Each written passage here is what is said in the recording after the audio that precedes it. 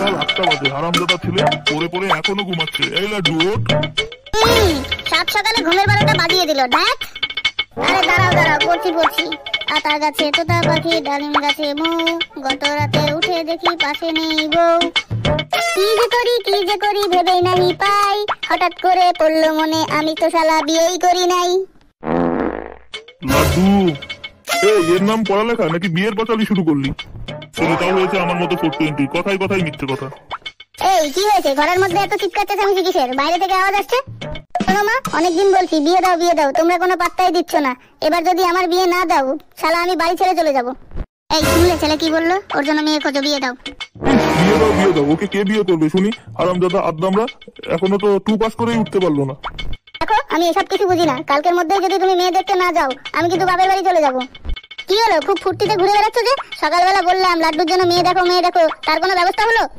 তোর মামা একটা মেয়ের তো খোঁজ দিল, কিন্তু এই লকডাউনের মধ্যে যাবো কি করে?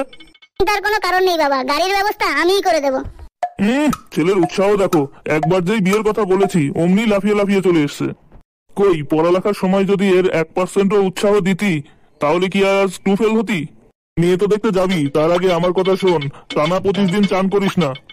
এভাবে যদি যাস, মেয়েরা তো গায়ের গন্ধে অজ্ঞান হয়ে পড়ে যাবে, বিয়ে ক্যান্সেল হয়ে যাবে। এই যে গিন্নি, শোনো, তুমি এত রাগ করো কেন? আমি তো তোমার সব কথা মেনে চলি। একটা কথা মনে রাখবে, সংসার সুখের হয় রমণীর গুণে। হ্যাঁ, যদি স্বামী চুপচাপ বউয়ের কথা শোনে।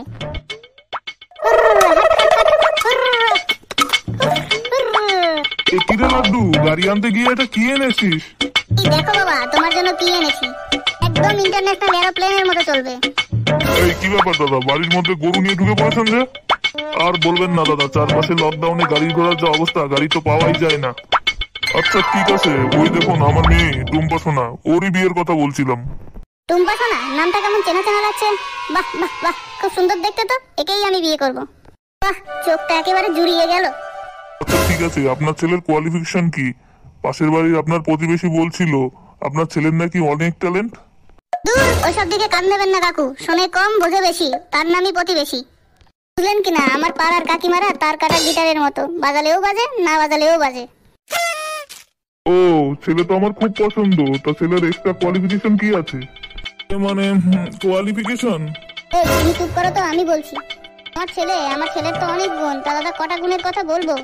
মিথ্যে বলাই কিংস্টার, ঝগড়াই সুপারস্টার, আর ধরুন ঝামেলায় অ্যাকশন হিরো। বাবা, আপনার ছেলের তো অনেক গুণ। আমি তো মনে মনে এরকম ছেলেই চাচ্ছিলাম। না, মেয়ের কি কি গুণ আছে? আমার তো একটাই ছেলে, বিয়ের পর সব সংসার তো একা হাতেই সামলাতে হবে। আর বলতে, এই নিয়ে চিন্তা করবেন না।